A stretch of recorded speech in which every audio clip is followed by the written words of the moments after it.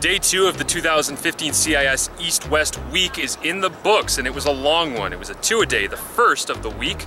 There will be another tomorrow with a walkthrough also happening, and it was also the first time that both teams got to do crossover against each other. Team East and Team West coming together in pass skeleton and inside run, as well as one-on-ones for both sides.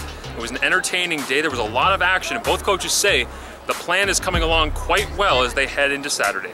You know, everybody's looking pretty good out here. Everybody's coming to work with a purpose in mind, and that's Saturday coming with a performance for a bit of a showcase, right? Every player here wants to showcase what they have and what their skill sets are for the CFL scouts, and I think all of them have done a pretty good job.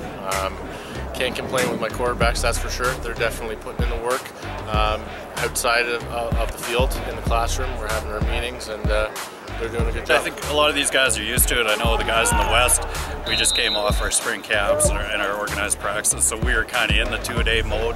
I know the Calgary guys, they just had a scrimmage prior to coming out here, so I think they were used to the tempo and the long day anyway. So, you know, the heat's a little bit different. We've had a little cooler out west, so trying to keep them hydrated and everything, and I think they're doing a pretty good job.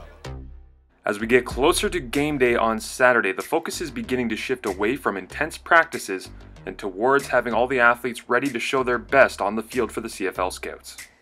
We definitely have had a high tempo, and with the weather out here, they're definitely feeling it, especially with the receiver groups, D-line groups who are a little thin. So we are kind of peaking. We had a good competition session with the West group today, and that looked really good. Tomorrow we still have 2 practices, but that second practice will probably be a bit more of a walkthrough, which will be good, and get those specials squared away. That's exactly right. So sort of this morning, we kind of almost headed into that mode a little bit, especially with our running back group. We only have the 3 backs. So we kind of started resting a little bit, knowing with the crossover practice this afternoon versus Team East that the tempo would be amped up quite a bit. So we wanted to keep everybody kind of healthy, and then again tonight and tomorrow, it's going to be, you know, dial it back a little bit, get off our feet, get some rest, get ready for the game. I know Coach Orzetti wanted you guys to meet at 11 p.m. tonight. You know, it's typical special teams guy. There's no boundaries. But I just so you know, your beloved head coach,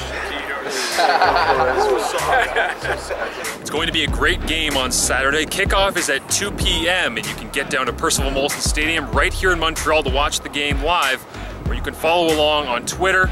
All sorts of different ways we're putting out there for you to be able to watch and enjoy the game. Look forward to everyone staying involved with CIS on Twitter this week, and we will talk to you tomorrow.